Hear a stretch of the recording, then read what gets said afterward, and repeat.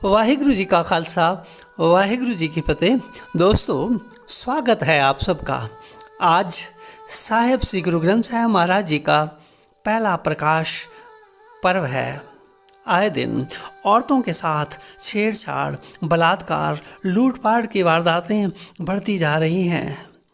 लोग सरेआम ये घृणित कार्य कर रहे हैं। मायाधारी अपने धन के नशे में कमज़ोरों पर अपना बल चलाते हैं। काम, क्रोध, लोभ, मोह, अहंकार ने इस प्रकार मनुष्य को अपने कब्जे में किया है कि इंसान इन विकारों से निकलना ही नहीं चाहता। सिख गुरु साहिबान ने अपनी वाणी श्री गुरु ग्रंथ साहिब महाराज में इस प्रकार सुशोभित की है कि एक ओर जहां समाज में घटित हो रही बुराई को बताया है, तो दूसरी ओर इन बुराइयों से इंसान कैसे दूर हो सकता है यह भी बताया है। तो आइए हम सब मिलकर श्री गुरु ग्रंथ साहिब जी में सुशोभित उन 5 अद्भुत बातों को जानते हैं, जिन्हें सुनकर हम सब के जीवन का ढंग ही बदल जाएगा।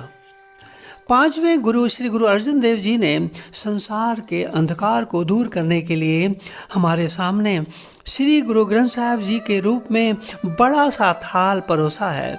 इस थाल में उन्होंने सत, संतोख, विचारों और नाम जैसा अमृत हम जीवों को खाने के लिए दिया है। पहली वस्तु है सत अर्थात सच बोलना। दूसरी वस्तु है संतोख अर्थात सब्र करना। तीसरी वस्तु विचारों यानी कि सोच समझकर विचारना। चौथी वस्तु है नाम अर्थात ईश्वर का नाम जपना। जो मनुष्य इन 4 वस्तुओं का सेवन करेगा उसकी भूख खत्म हो जाएगी, फिर वह जन्म और मृत्यु से मुक्त हो जाएगा। श्री गुरु अर्जन देव जी कहते हैं, थाल विच 3 वस्तु पयो, सत संतोख विचारो, अमृत नाम ठाकुर का पयो, जिसका सबस आधारो। अर्थात जो व्यक्ति गुरबाणी का जाप करता है उसके अंदर ये 4 वस्तुएं प्रकट हो जाती हैं, जिसके बाद वह साधु, संत और ब्रह्मज्ञानी की अवस्था प्राप्त कर लेता है। श्री गुरु ग्रंथ साहिब जी की वाणी कहती है कि मनुष्य के अंदर काम, क्रोध, लोभ, मोह और अहंकार 5 विकार हैं, जिन पर काबू पाना आम मनुष्य के बस की बात नहीं है।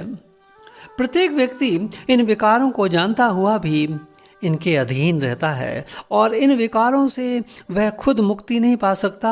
मनुष्य क्रोध में आकर भले बुरे के अंतर को भूल जाता है। अहंकार में अंधा होकर वह अपने आप को दुनिया का सर्वश्रेष्ठ व्यक्ति समझने लगता है। श्री गुरु ग्रंथ साहिब जी की वाणी कहती है कि मनुष्य का शरीर गंदगी के एक कतरे की एक बूंद से पैदा हुआ है, जिस पर परमात्मा ने सुंदर चमड़ी लगाकर संसार में भेज दिया है। फिर हे भाई, तू क्यों उछलता फिरता है? तू एक दिन फिर मिट्टी में मिल जाएगा। तू मिट्टी का अहंकार क्यों करता है? तू अच्छी तरह जानता है कि तू हमेशा के लिए इस दुनिया में नहीं रहेगा। गुरबाणी प्रमाणित करती है, रहन न पावै सुर नर देवा, ऊठ सिधारे कर मुंजन सेवा। फिर मेरी मेरी क्यों करता है? गुरबाणी का प्रमाण, बड़े बड़े अहंकारियाँ नानक गर्भ गले, अर्थात जो अहंकार करता है वह डूबता है। अहंकार तोड़ने का तरीका हमें श्री गुरु ग्रंथ साहिब जी बताते हैं।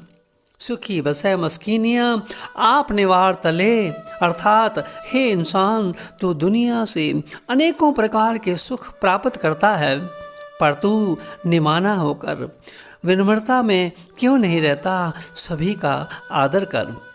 मनुष्य का दूसरा विकार है लोभ। लालच के प्रभाव में आकर मनुष्य दुनिया की हर चीज़ पाना चाहता है। ऐसे लालची जीवों को श्री गुरु ग्रंथ साहिब जी ने पशु के बराबर माना है। गुरबाणी कहती है, करतूत पशु की मानस जात, लोक पचारा कराए दिन रात। अर्थात प्रवृत्ति पशु की है, प्रजाति मनुष्य की।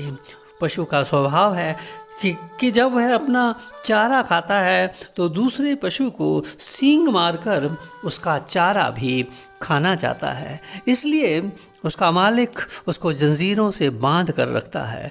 ठीक इसी प्रकार जो व्यक्ति अपनी मेहनत की कमाई खाता है वह तो ठीक है, पर यदि वह दूसरों की कमाई खाता है, दूसरों का हक मारता है, तो देखने में वह 2 टांगों वाला इंसान है, पर गुरु जी के कथन अनुसार उसकी करतूत पशुओं वाली है। गुरु जी इसका हल बताते हैं कि यदि इंसान प्रभु के गुण गाए तो उसकी यह मैल भी उतर जाएगी। गुरबाणी प्रमाणित करती है, गुण गावत तेरी उतरस मैल, बिनस जाए हमें विख फैल। अगला विकार है मोह। मोह के वश में आकर मनुष्य दुनिया के चक्र में इस प्रकार फंसता है कि वह सही गलत की परख नहीं कर पाता, और गुरबाणी पढ़कर मनुष्य को अपने सभी विकारों से मुक्ति मिल सकती है। श्री गुरु ग्रंथ साहिब जी की वाणी सांझी है। श्री गुरु ग्रंथ साहिब जी केवल सिखों के ही गुरु नहीं हैं, बल्कि पूरे मानवता के गुरु हैं। इसमें 6 सिख गुरु साहिबान के साथ साथ 15 भक्तों की वाणी भी दर्ज है, जिसमें मुस्लिम और हिंदू भक्त शामिल हैं, जैसे बाबा फरीद साहब जी, भगत कबीर साहब जी, भगत रविदास जी आदि। गुरु जी फरमाते हैं, 10 वस्तु ले पाछे पावे, एक वस्त कारण बिखोड़ गवावे। अर्थात हे भाई, 10 वस्तुएं जो तुझे प्रभु से मिली हैं उन्हें तू भूल गया, और जो एक वस्तु नहीं मिली वह तुझे याद है। पर अगर तुझे एक वस्तु प्रभु ने नहीं दी तो तू नाराज हो जाता है। गुरु जी कहते हैं, एक भी ना दे 10 भी हिर ले, तो मूढ़ा कहो कहा करे। अगर परमात्मा 10 की 10 वस्तुएं वापस ले ले तो तू प्रभु का क्या बिगाड़ सकेगा। अगर तू प्रभु को याद नहीं करेगा तो क्या प्रभु का अस्तित्व खत्म हो जाएगा। प्रभु को कोई फर्क नहीं पड़ता। श्री गुरु ग्रंथ साहिब जी में स्त्रियों के बारे में कहा गया है, जरूर सुनिए। समाज में कुछ ऐसे रीति रिवाज हैं जिनसे स्त्रियों को बहुत नीचा दिखाया है और उन्हें बहुत अपवित्र दिखाया गया है।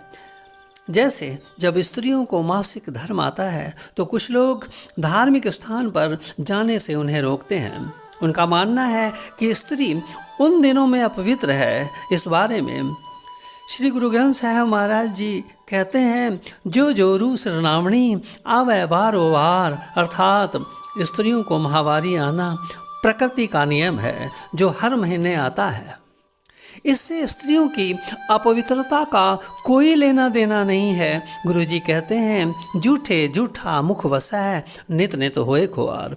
अर्थात अपवित्रता प्रभु के बनाए हुए इस नियम में नहीं है, बल्कि मनुष्यों की उस सोच में है जिनका मानना है कि स्त्रियों को माहवारी के दिनों में धार्मिक स्थानों पर नहीं जाना चाहिए।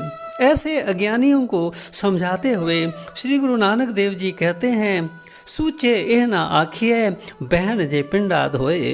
अर्थात स्नान करना सफाई का प्रतीक है, पवित्रता का नहीं। जबकि अज्ञानी मनुष्यों का मानना है कि स्नान करके मनुष्य पवित्र होता है, जो बिल्कुल गलत है। गुरु जी असली पवित्रता को इन पंक्तियों में बताते हुए कहते हैं, सूचे सेई नानका जिन मन वस्या सोए। अर्थात वह पवित्र हैं जिनके मन में प्रभु का नाम बसा है, जिसने प्रभु को पहचान लिया है। पानी से स्नान करके कोई पवित्र नहीं होता। अगर ऐसा होता तो मेंढक सबसे अधिक पवित्र माना जाता, क्योंकि वह हर वक्त पानी में रहता है। गुरबाणी प्रमाणित करती है, जल के मज्जन जे गत होवे, नित नित मेंढक नाव है।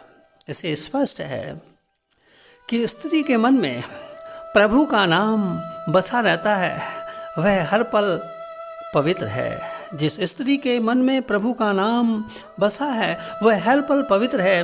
किसी भी गुरुद्वारे में माहवारी के दिनों में गुरुद्वारे जाने की कोई मनाही नहीं है। वहमों भरमों और पाखंडों से सिख धर्म अछूता है।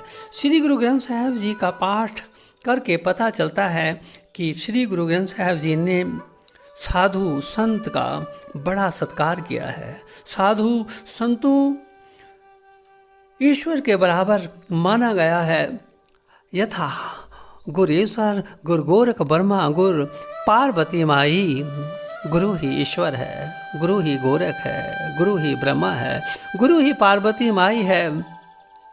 भारत में एक ऋषि वेद व्यास हुए हैं जिन्होंने 5000 साल पहले भविष्यवाणी की थी कि आने वाले समय में निरंकार के रूप में श्री गुरु नानक देव जी आएंगे।